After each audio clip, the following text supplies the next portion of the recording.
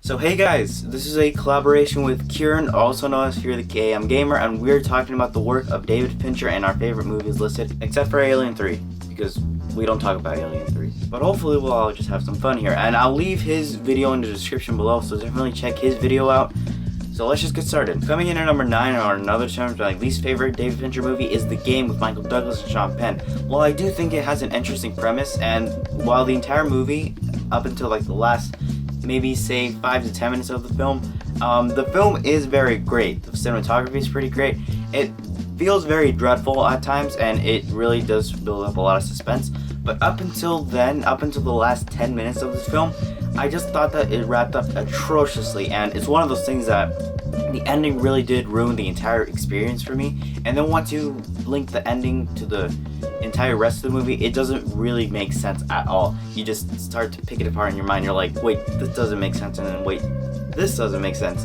And then it just compromises the entire experience for me, and that's why it's my least favorite David Fincher film. Doesn't mean I didn't enjoy it while watching it.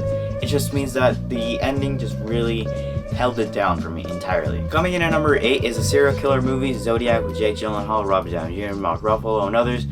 While I do think it's alright, the movie itself, it has really great acting. The cinematography is pretty on point as usual from David Fincher. It's got interesting enough dialogues and situations that make me not be bored of the movie, but at the same time I feel like there isn't much to really engage me and take me into the stories rather than other David Fincher films like Gone Girl or Seven. And to me this is a case again where the ending just totally compromises the entire experience, and then once I look back and I'm like, wait, this doesn't make sense, and then wait, this doesn't make sense. A lot of it doesn't make sense, and I know this is based on a true story, but I just feel like it wasn't really worth making a movie out of it. See, the Zodiac Killer was really inconsistent on what he was doing and really unprofessional, I should say, and not really intimidating, and after some time it just felt like he wanted a lot of attention and just got annoying at some points. The next movie on this list is A Curious Case of Benjamin Button. Now I haven't seen this since I was a kid, but I do vividly remember some of the plot points, some of the plot elements, and what it generally all means. I think it's a really interesting premise to be born old and then to die younger, to be kind of born backwards.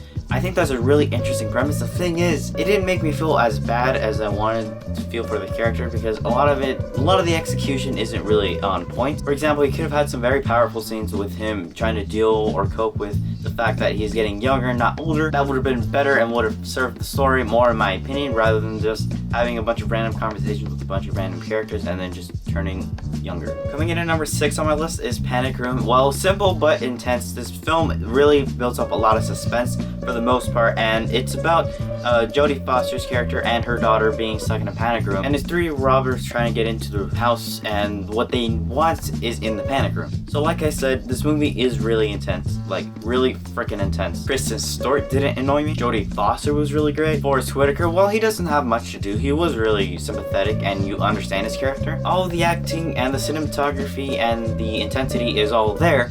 It's just that in terms of a David Fincher film, I don't feel like it's as complex or as meaningful as the others. Like, sure, you can sit down and watch this film and just have fun with it, but the thing is, with the David Fincher movies, it doesn't really feel like a David Fincher film. Sure, it has those shots where it's all CG and it goes through furniture and whatnot, but other than that, I don't feel like it's as complex as a David Fincher film is. But that being said though, it is still a really great movie. Coming in at number 5 on our list is The Girl with the Dragon Tattoo with Daniel Craig and Rooney Mara. Okay, for starters, Rooney Mara was fantastic in this film, and I really didn't see her. I saw Elizabeth's character, and she really did a lot to dig herself into this role, and she got real piercings and she did a bunch of other stuff, and I really do appreciate that when an actor gets into the role so much, and I believed every word out of her, and I just believe that she was just some chick that just wanted to get stuff done. She didn't care about anything else. While 2 hours and 30 minutes long, the actors really held the movie up, and the plot really did have a lot of twists to keep me interested. But the truth is, to me, without the girl with the dragon tattoo, also known as Elizabeth,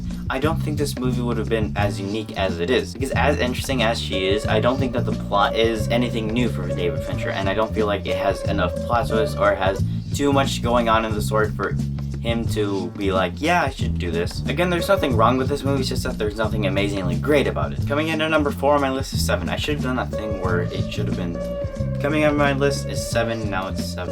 That would have been kind of funny. Brad Pitt and Morgan Freeman, well, I don't think they did a bad job. They didn't do a great job either. I mean, like, they were functional in the movie, but I just felt like anybody could have played their character. Except in the last 5 or 10 minutes of the film with Brad Pitt. Yeah, that guy, whew. And especially the ending too. Before I get ahead of myself, the entire rest of the movie is really dreadful, and it's really creepy too. The killings in this and the homicide is really, really disturbing, and sometimes it made me even look away. And that's really hard for me because I've seen a lot of movies, and I've seen a lot of disturbing stuff, and nothing has been this close to making me want to not look at 7. Oh my god, the ending. Oh, first time I watched it, I had hairs in the back of my neck. I had so many goosebumps, but the ending is one of the best endings I've ever seen to a movie.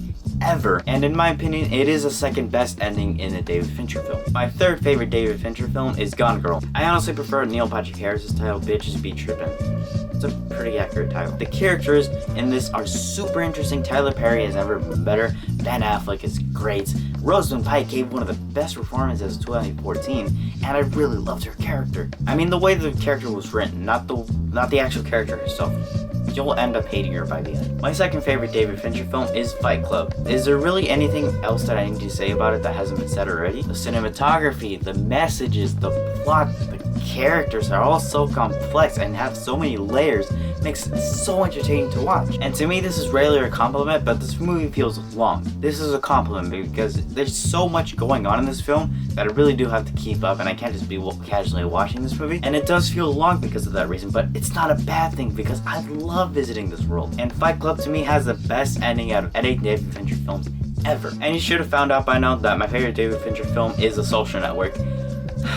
Where do I even begin with The Social Network? I adore this movie.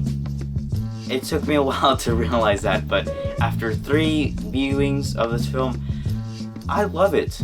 I love it even more than Fight Club, and that's really, really hard to do. To me, this and Pulp Fiction are the kings of dialogue-based movies. It's just so entertaining to watch, and there's so many things that they say. The movie goes on for 100 miles per hour, and they're just talking.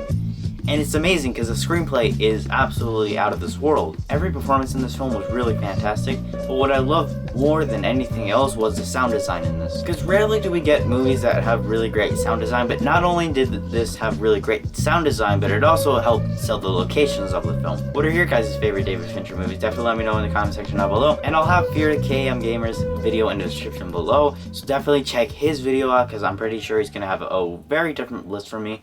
So yeah, I will see you in the next video. Hopefully it won't be too long. And yeah, bye.